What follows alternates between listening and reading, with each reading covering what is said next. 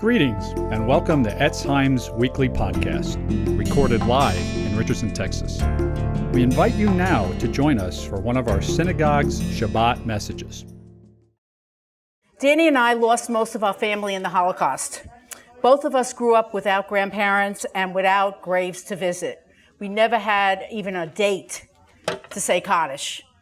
In fact, for many years, Danny would say Kaddish on Christmas Day, because that's the story that was told, and we duplicate it in the film as well, that the Nazis entered his grandparents' house, the mansion that we talk about in the movie, and gunned down his grandparents, who remained while the rest of the younger people ran away. And for years, he said Kaddish on December 25th. And then 2 years ago, we were just thinking, you know, the Russians and the Ukrainians celebrate Christmas on January 6th.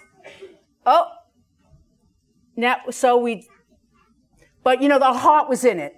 He meant well. He was trying to respect his grandparents and the family, but that's how much information we didn't know.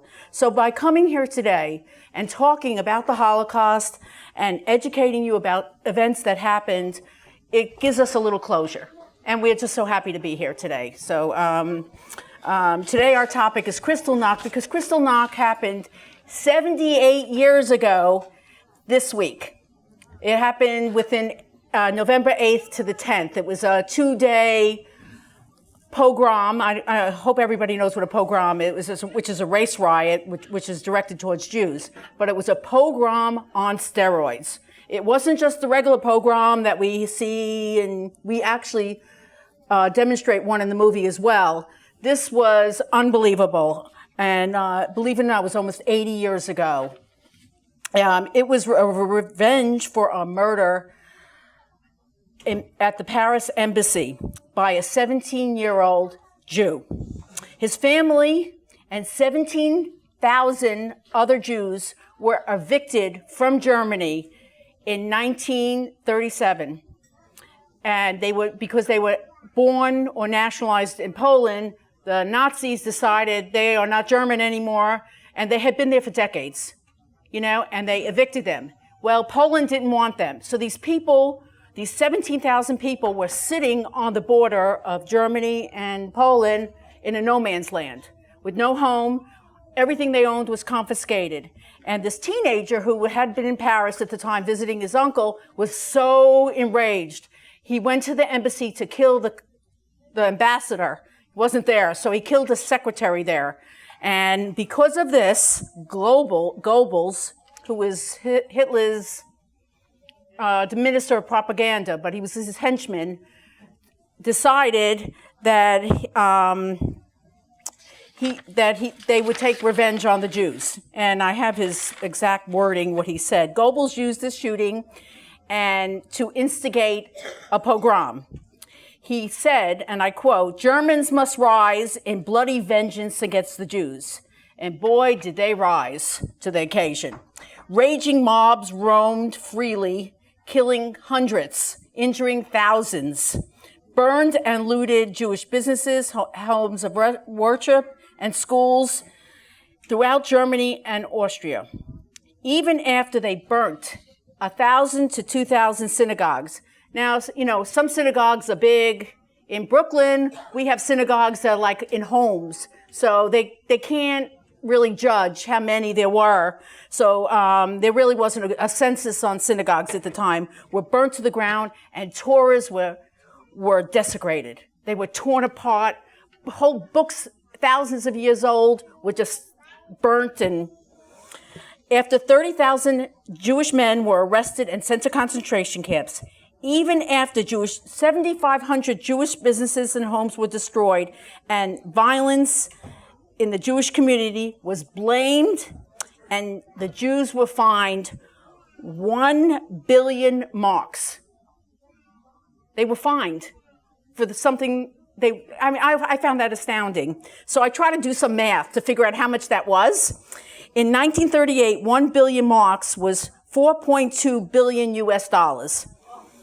So in today's dollars, or an estimated $70 billion in today's dollars. They were fined. Can you imagine? We had to pay for our own destruction. Unbelievable. And I found that, like, I mean, I get chills right now thinking about that, you know. But since when Hitler was elected, believe it or not, Hitler was elected in 1933.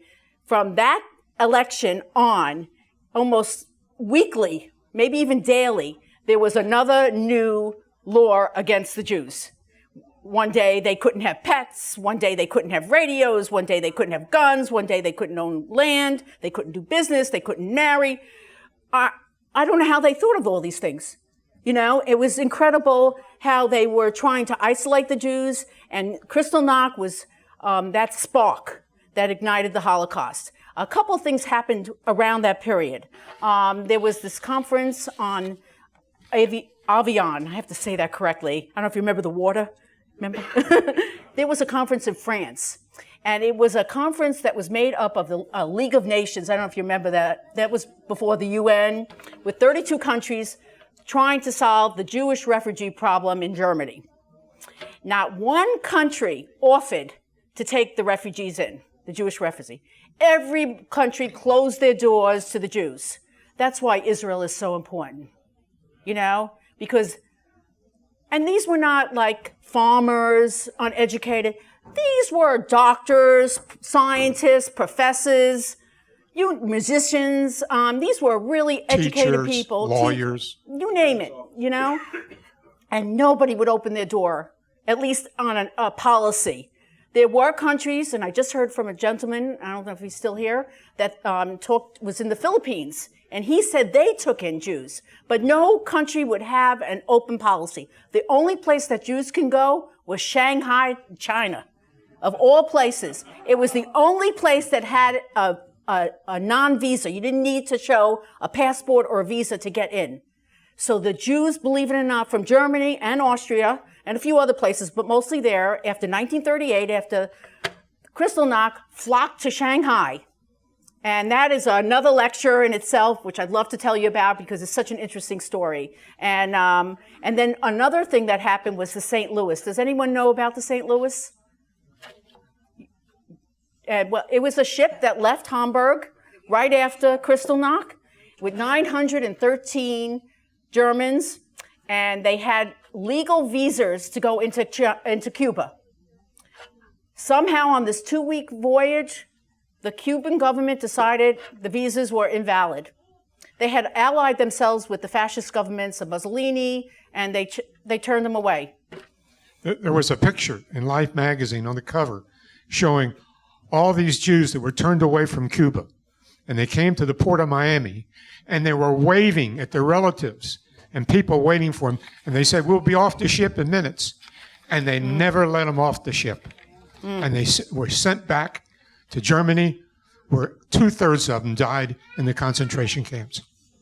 Amazing. Right, Roosevelt would not let them in. His administration had set up quotas and would not let them in. It was unbelievable. I think it was the State Department. Well, State Department was be. very anti-Semitic. Yeah, extremely. You know, but these are incidents that all during that period. But the Kristallnacht was the unbelievable event, and many Jews that are famous today left after Kristallnacht. Example: Henry Kissinger's family. Henry Kissinger's the age of my mother, but she was in Poland, unfortunately. And some people realized that Kristallnacht was just not one of the everyday pogroms, that they needed to go. Unfortunately, Jews have been in Germany since the Inquisition, since, you know, maybe even a little bit before, and Austria as well. In Austria had more Sephardic Jews, but it was time to go. And unfortunately, that we're seeing it today in France, unfortunately. And Israel is the safe haven as well as the United States. And in Danny's film, we depict a scene from Kristallnacht, because Kristallnacht didn't only affect the German and Austrian Jews, it affected Jews all over the world. It wasn't given much coverage in the United States, unfortunately, but Jews heard this, the rallying call, that the Nazis are coming, and it's, no one is safe, because only a few months later they attacked Poland in September of 1939. But anyway, I'd like to say one other thing in conclusion to what Tamar is saying, is that the final solution was written on the back of a napkin in a beer hall in Germany. You imagine that? The fate of so many people, of 6 million Jews, of 5 million Christians, on the back of a napkin. You imagine that? In a beer hall. Mm-hmm. I want to ask you a question. How many of you have photographs at home that you don't know who the people are? Would you raise your hand? How many of them? That's about half. Usually it's about 90% when we give a talk. But you see, when I was a small child growing up in Fort Worth, Texas, we didn't have any cousins. We didn't have any aunts. We didn't have any uncles.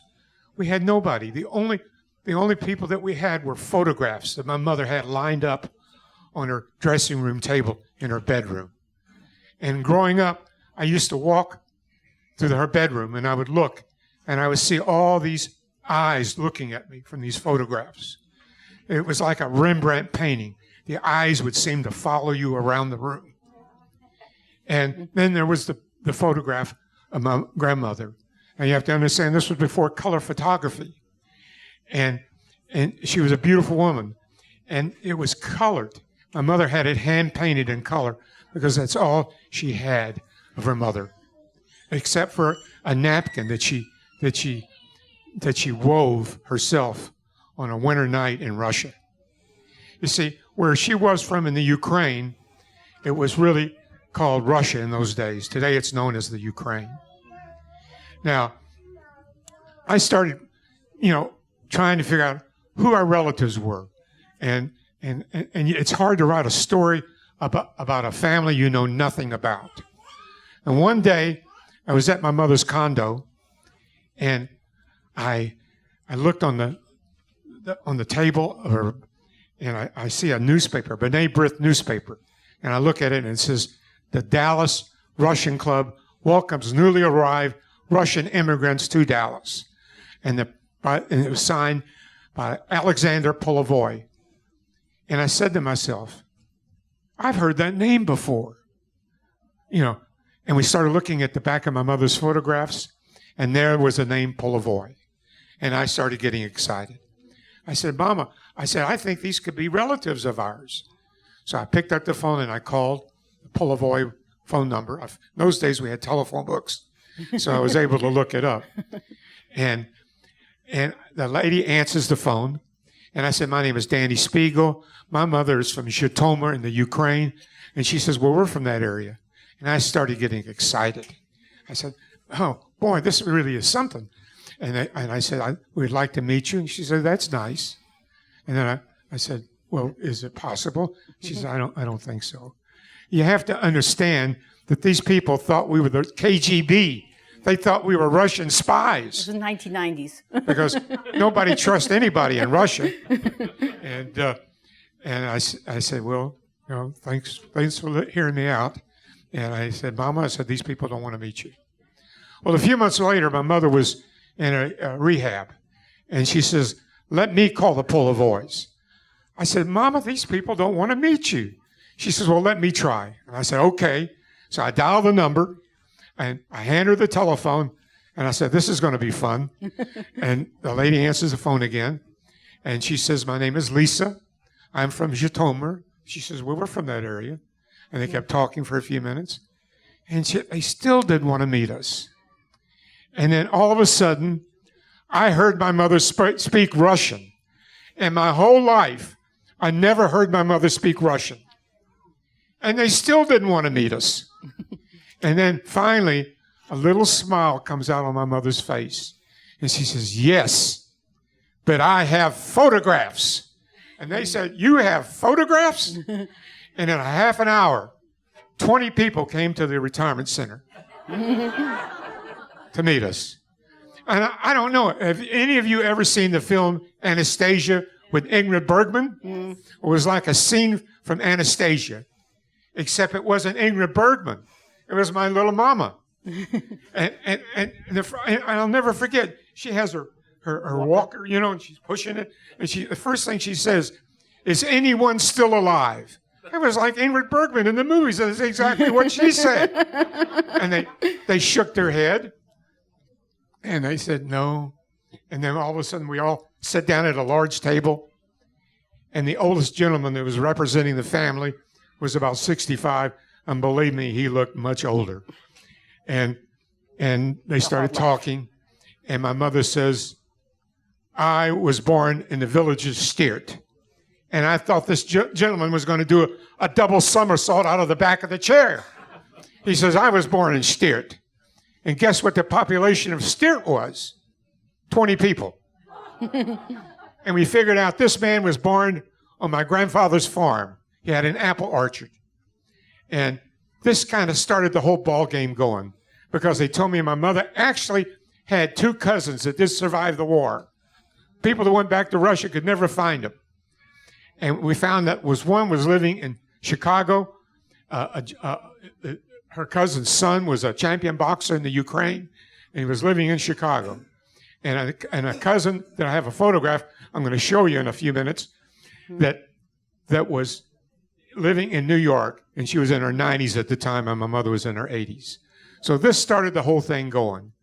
And I'd like to show you at this time the beginning of the Holocaust was sparked by Kristallnacht. Okay. And could you show that first film clip, please? That was my family. That was my grandfather portrayed, and the cousins and other members of the family. One of them was an opera singer, and one of them was a doctor, and most of them got killed in World War II. You see, the letters stopped coming in September of 1941. But my mother, actually, the reason I'm standing here in front of you today was because my mother escaped. What happened was there was a pogrom, which we talked about, one of the worst pogroms in Russia. I think 18,000 Jews were killed. And my grandmother decided to send my mother to the United States. And she came on a ship in 1924. And when she got to Fort Worth, Texas, she was told that the streets of the United States were paved in gold. When she got to Fort Worth, she realized it was paved in something else. And there was a reason why they called it Cowtown. And she wanted to turn around and go home. But it was too late. She couldn't go back. It was the third trip to the boat before she ever would get on to the boat, because she grew up in this beautiful mansion. And that's what our movie portrays, and how the mansion happened, that she grew up in a beautiful mansion.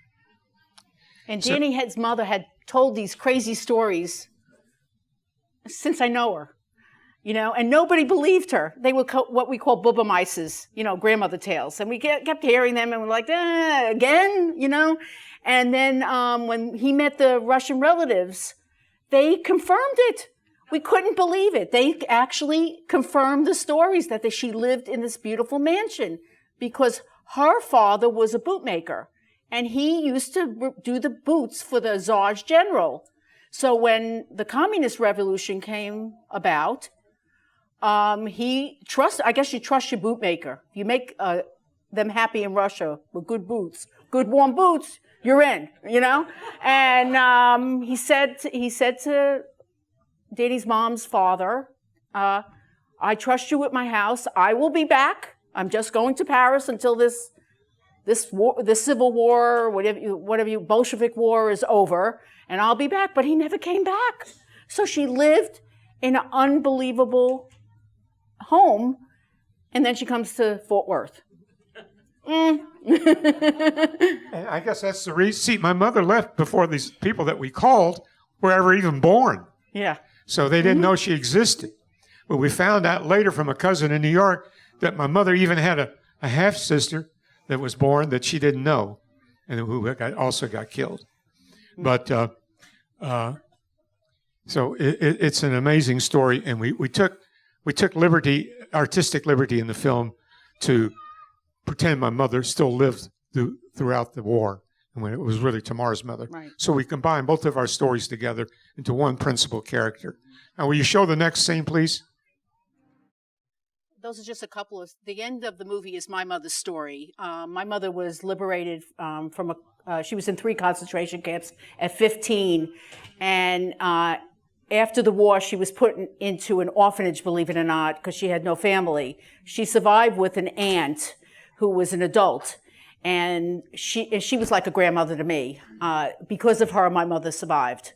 And surviving the Holocaust was a matter of luck and maybe survival skills, because my mother and my aunt were both excellent seamstresses, and that was your only value during the Holocaust, is if you can work. You were given a certain amount of calories. The word calorie is a German word. They actually measured out scientifically how long you would survive. It's on so many calories. On so many calories. But after the war, my mother was sent to an orphanage. My aunt, who had been married before the war, went back to Poland to try and find out if her husband and her seven-year-old survived. And she came back, and people were living in their homes, and it was a bad situation. She ended up getting remarried. After the war, so many people were alone and had no family that there was rampant marriages. People were marrying almost complete strangers, and birth rate and displacement camps. I have cousins who were born in displacement camp. My brother is actually born in a displacement camp in Cyprus, and that's a whole lecture in itself, but just to give you a little brief, my parents met in Italy trying to get on ships, like tugboats, that would go against the British mandate that was controlling Palestine at the time. And my parents were on a boat that was captured by a destroyer. The British had all these destroyers in the Mediterranean that were going after these old boats. It was a really bad scene. And my parents were taken to Cyprus to another camp, and they were called detention camps. And they spent 2 years there. They got married there. My brother was born there. He's born in 1948. There's a picture of my brother and my father coming into Israel in the Immigrants Museum in Israel. Some photographer, my father was very handsome. He looked like Paul Newman. In fact, he could have played in the movie Exodus, with him, which is about the ship with the children was the ship right before my parents, in fact. They got sent back to Europe, and it made international news, the ship that launched Israel, pretty much. And anyway, so we came to Israel, spent 11 years there. My father, who had been in 4 wars, and he was barely 40. He knew how to drive a tank, but didn't know how to drive a car. But anyway, they decided, again, they had heard the stories about the United States, and my mother had an aunt in New York who she never met, from Poland, who left in the 1920s, who was willing to sponsor us. And she got more than she bargained for, because she never had children, and here I was 8 months old, and my brother was 10, and they didn't get along. It was really something. But anyway, we ended up coming to the United States. But the end of the story is a good story, because the state of Israel was created, and we were able to migrate to it. And that's why we use this part of it, kind of a blend of our parents' story, because it's a good ending to a really bad time. If there's any questions, we'd like to open it up for questions. Yeah. I'll come out here. Does anybody have a question? Love questions. No? Yes. The orphanage was in... My mother, after the her war, mother. Can you hear me? After the war, I got a mic. When my mother was liberated from Ravensbrück, which was a women's camp, what happened in World War II, Auschwitz was the biggest camp. And basically everybody was pretty much brought to Auschwitz as a clearinghouse. And that's where you were tattooed as well. And that tattoo told everything about you. You were no longer a person. You were a number. Every number or letter on that tattoo said something about you. Country of origin, age, skill level, and it was an IBM computer number. Remember the days of those card readers? IBM was involved in every aspect of the war. I know this is shocking. It was shocking to me. My mother, who used to tell me as a child that the Nazis knew where I was every day of the war. I'm like, how is that possible? Well, IBM made it possible. They knew, they sorted. You know how those deportations you see in the movie, how they happen real quick? Well, IBM was brought in the 30s with those big mainframe computers, and they were basically doing census information. They were subsidiaries of the IBM in New York, upstate New York they came from. Each country had one, and they would take all that census data and put it into those big mainframe computers. So, Jews are good people. They fill out their census information. So when they had to do those, they had to sort it. They were able to do it quickly. And the reason they did it so quickly was IBM had an office in every concentration camp. It's even in the telephone book from the 1940s. It didn't say IBM, but it had a German name. Yeah, a subsidiary. What was his name? Thomas Watson? Watson, right. He received checks throughout the war. Subsidiary, yeah, franchise checks. From the German government, from all the governments, were going to Charles Watson. Matter of fact, Edwin Black, the writer that wrote IBM and the Holocaust, we know him personally. Yeah. And he said they had at the Holocaust Museum, they had an IBM display. And, IBM came and said, look, if you take that display down, we'll give you $2 million. Right. Put it in the basement. It's gone. It's gone. Everything's political, whatever. But so to answer your question about the orphanage, sorry, I got sidetracked. My mother was in Poland. 1 out of 100 children survived. So that means that my mother, because she was liberated at 15, the war started at 9, when she was 9 years old, 99 other children didn't make it. After the war, when she was liberated from Ravensbrück, and she was really sick at the time, malnourished, you name it, they put the Jewish children into orphanages. And she says she remembers, because she was already, an adult pretty much, and she remembers them bringing the children that were given up. Children were given up, just to save them. They were given it to Christian families. And she remember, now they were 2, 3 years old, maybe 4, and she remembers them coming into the orphanage, and she says she remembers it until she died, them crying for their mothers because they got attached to these families, which is normal, and they would cry because they were alone. They didn't even know who their mother, they couldn't find out who their family was. Maybe now with DNA, they might be able to get better. And I had one cousin like this who was smuggled out of on my father's side, which is another story too. He was from Lvov, which at the time was Poland. Now it's Ukraine. Well, first it was Russia, now it's Ukraine. And he was smuggled out of the ghetto and given to a Christian family. And he was a baby. And he was going to become a priest.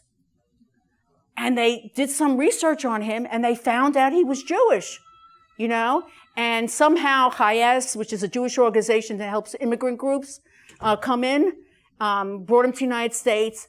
And I was getting married. And the family that took him in was the aunt of my sister-in-law's husband. I know it's convoluted. And I had sent her a New Year's card. And the aunt was there, and she saw my last name, which was his mother's name. It was unbelievable. This is like 30 years after the Holocaust. But my mother was put in an orphanage. And what happened with her is she had a cousin who was 18 years old. She was 15. And the two of them conspired with a group called the Jewish Brigade, which I don't know if anybody here knows about them. They were a group of soldiers who were under the British, Jewish soldiers from Palestine, who were under the British, and they had their own brigade. And Winston Churchill was able to get that for them, He was a really good friend to the Jews, Winston Churchill. He really was. Anyway, with the help of them, they were able to escape. And the only reason I know about this is because I was watching a movie with her one night, and she says, "That was me. That was me. The Long Way Home. That was my story." They helped them. They climbed over the Austrian Alps to Italy. And they were able to, that's how they got to Cyprus and so forth. So she escaped the orphanage. I mean, she's only 15, maybe 16 at the time. I don't know, I mean, imagine. And then she gets put in another camp again for 2 years. But that during her time in Cyprus, I have tons of pictures from this time. There was a photographer who just loved her. I have black and white pictures. They learn Hebrew. They start marching. She's in kind of a makeshift outfit. In fact, her wedding picture, which was this big, and one day Danny took it and enlarged it on the computer, and it was a Queen Esther outfit, okay? It was made out of a parachute, okay?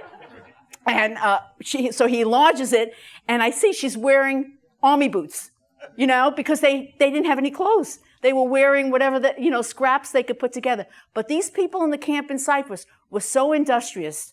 Like she had a wedding cake. It was a 3-layer wedding cake. It was beautiful. And that's the picture, right? So I said, "Ma, how'd you get a wedding cake in the camp?" She says there was a baker there, and they used to give us flour. Pasta. They used to give them pasta and peanut butter. She hated peanut butter until we never had peanut butter in the house. She hated peanut butter, I guess because of the protein. But the pasta is made from flour and water. And she says overnight, they would soak it in water and separate it. And this man, this baker, everybody was Holocaust survivor. Everybody was young. They didn't have any old people there because they didn't make it through the war. And he was able to make a beautiful cake for them. Isn't that something? A 3-layer cake, and it's something. Yes? Yes. I don't know if you ever heard this. I had heard a story about these orphanages where these Jewish families would come in after the war, right, to find lost children, and they would start saying the Shema. Yes. And the children who answered, they knew were Jewish children. Yes. When the Germans were looking for children that were of Jewish descent, the Germans knew a lot. And believe it or not, like they even knew, the prayer for the dead. I mean, they knew by an accent, a German accent, if you were Jewish or not. There's a story of a man here. His name is Strauss. Fred Strauss. And he was telling the story. He left in 1938 after Kristallnacht, and he lives in Dallas. And he's almost 90. And he said he was on the train with his mother. He was 2 years old, and a Nazi soldier came walking by, and he had beautiful blonde hair. He still has beautiful gray hair, and so the Nazi soldier came over and petted him on the hair and said in German, "You have a beautiful Aryan child." And his mother didn't even open her mouth because she was afraid that they would know. They knew by your accent. Where Germans are very, listen, Germany was the country before, World War I and World War II. They had the scientists, they had the education. The Jews were part of that. There were more Jewish lawyers in Berlin than non-Jewish, and doctors. It was the place to go. They had the best education system, they had the best orchestra, culturally and everything. And who could believe that this would happen in Germany? Of all the countries. If it can happen in Germany, it can happen anywhere. Right. That's the thing. I mean, you wouldn't, France was more anti-Semitic than Germany at the time. Because it's more Catholic. It seems the more Catholic the country, the more anti-Semitic. Poland was, and Russia, But Germany was so educated, so smart. There's a saying, if Hitler wasn't so busy killing the Jews, he would have won the war. It's true. They had the best armaments. They had the best slave labor. To this day, we still use their designs on, like, the machine guns. Right. While we were making the movie, we had a machine gun that fired 1,000 rounds a second, something like that. Mm-hmm. And I was standing next to it, just about knocked out my ears. Mm-hmm. It was so loud. They invented the jet plane. Yeah. The engine, for 50 years, the museum in Washington, D.C. had a German stealth bomber They never showed it to the public until about 20 years ago. But they didn't have the fuel. It wasn't jet. It wasn't. They invented the And first I think they ran bomber. out of pilots. Didn't they run out of pilots? Yeah. But they had the technology. They had the science. They actually sent the scientists that invented the atomic bomb were Germans here. They actually threw them out of the country. Edwin Teller. All of them. You know, even the Oppenheimer, all FBI of was them. following him Right. around, thinking he was a communist. Well, And they were following Right. him around up in New Mexico. Right. And they finally got a hold of his diary, see what was in his diary, and it was a list of good delicatessens Right. where he could find a corned beef sandwich. they followed him everywhere because what's the name of the town where that Pete's from? Los Alamos. Los Alamos. He has a friend there, a childhood friend from Fort Worth. So we were in Los Alamos. How often do you go to Los Alamos? So they have a museum about the atomic scientists. So And the bomb. yeah, we have the big boy and whatever, the whole thing and everything. Fat boy. So the story about Teller, they don't have addresses in Los Alamos. Everything's Albuquerque, Santa Fe, real top secret, and everybody's being followed because they're Germans, even though they're Jews and everything like that. So he's looking for a deli. And the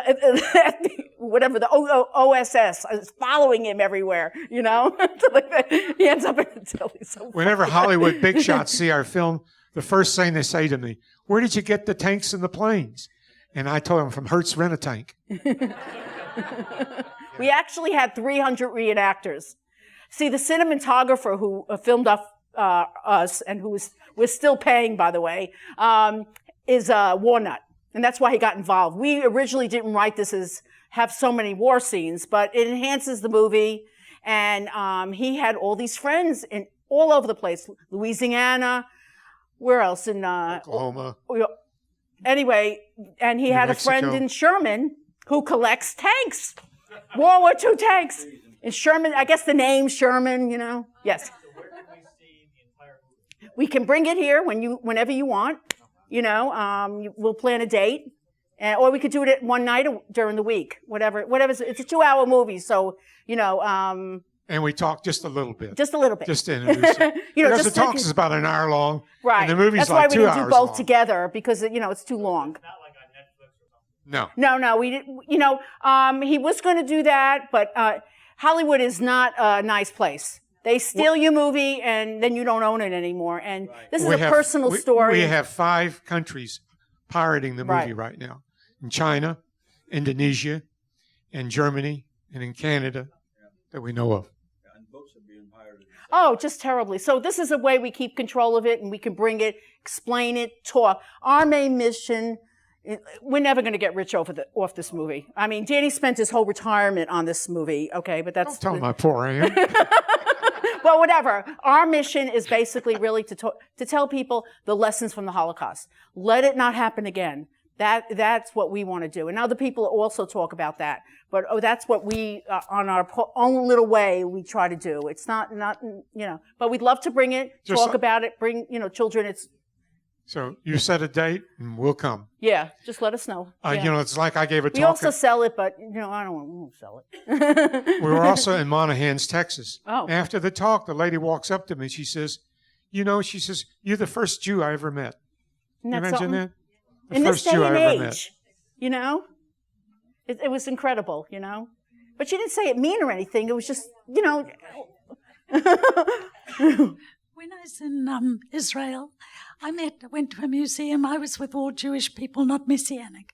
Uh-huh. And we went to, we met a whole bunch of Palmach people. Oh. Did the Jewish Uh-huh. brigade become the Palmachs, or were they one and the same? No, actually, before Israel became a country, there were 3 different groups, kind of in competition. The Ogun and 3 groups, and there was almost like a little bit of a civil war. Unfortunately, the Palmach was part of it, but they had to come together, as the IDF. And there was a lot of, one was more like the Begin's group was very extreme. They were almost, some would call them terrorists. I don't, but they're the ones who blew up the hotel, King David. King David Hotel in Jerusalem. Yeah. So the Palmont was one group. There were all three different groups, and then they came together. Yeah. But the Jewish Brigade was actually I would love to give a talk on them. They are such a great group. What they did, they became a unit within the British Army. And they were serving mostly in Egypt. I don't know if you all know, but World War II was in Africa as well, North Africa.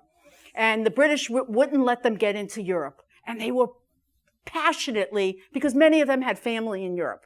So they finally let them in Italy, where they had fought very, very bravely.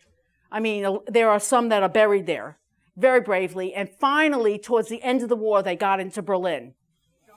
You know, at the end of the war. In the documentary, you can see they were so proud that they were capturing German soldiers. Right, right. They were thrilled. And they actually had their own insignia with Stars of David. So when they came into the concentration, because you have to understand, after World War II, people were still living in concentration camps. They had no place to go. They wanted to send them back to what's called country of origin. Now, I don't know about you, but I wouldn't want to go back to Poland, and I wouldn't want to go back to some of these other countries, you know, after what I went through. And so they were living, I mean, they weren't being murdered, but they were living in concentration. So these Jewish Brigade boys, they spoke, a lot of them spoke Yiddish and stuff like that, and whatever.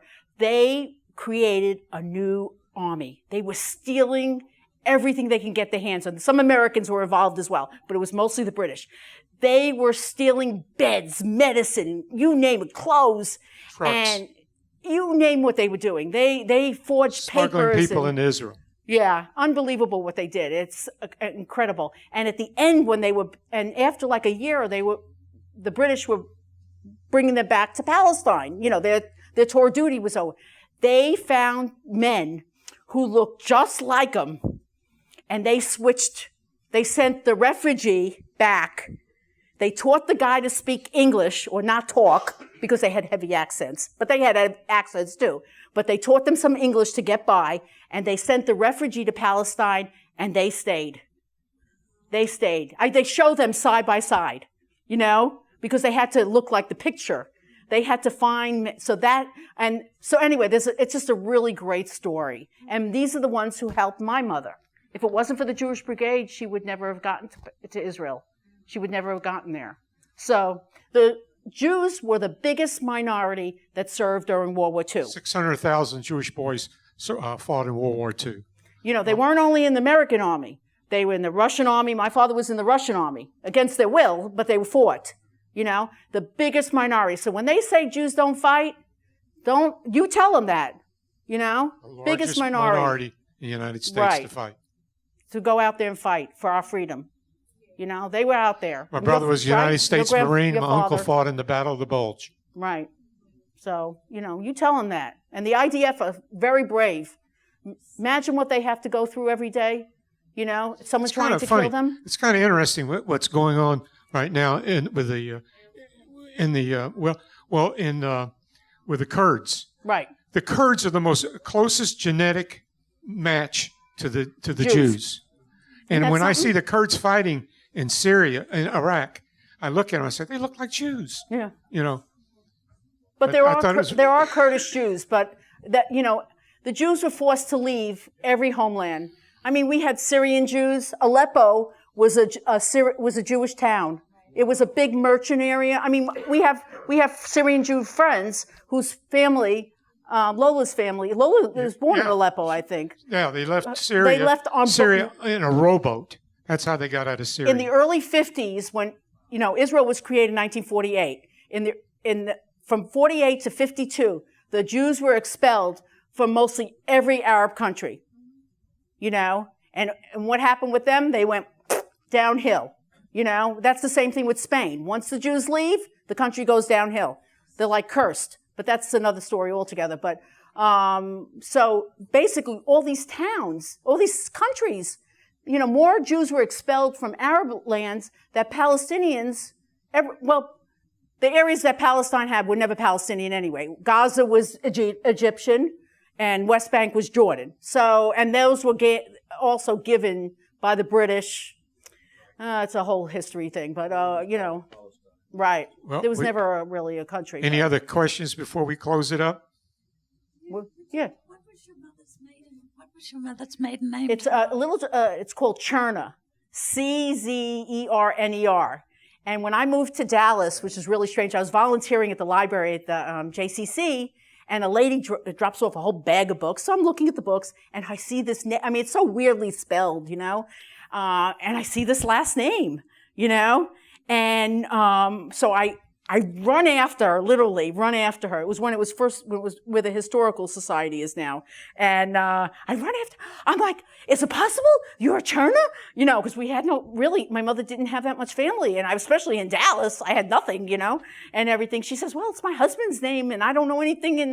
Anyway, I finally get to talk to him. He had already had Alzheimer's, so I couldn't get too much information. But my mother always told this story that after the war, when she was in the orphanage, that this American soldier used to follow her, you know, and she's a young girl and this guy's, you know, older, and he wanted to know if she was family, and she would run away and she was shy. His name was Cherner. Cherner. They had the same last name, but they were from Czechoslovakia. So he was a member of the OSS, which was the precursor to the CIA. And the reason he was in the OSS is because he spoke fluent German. You know, a lot of Jews who came after Kristallnacht to the United States became these interrogators after the war. There's a name for them. There's a certain, the fort where they served, there's a group of them. Rudy Boys? Yeah, something like that. They was at Fort Rudy. They were all trained there.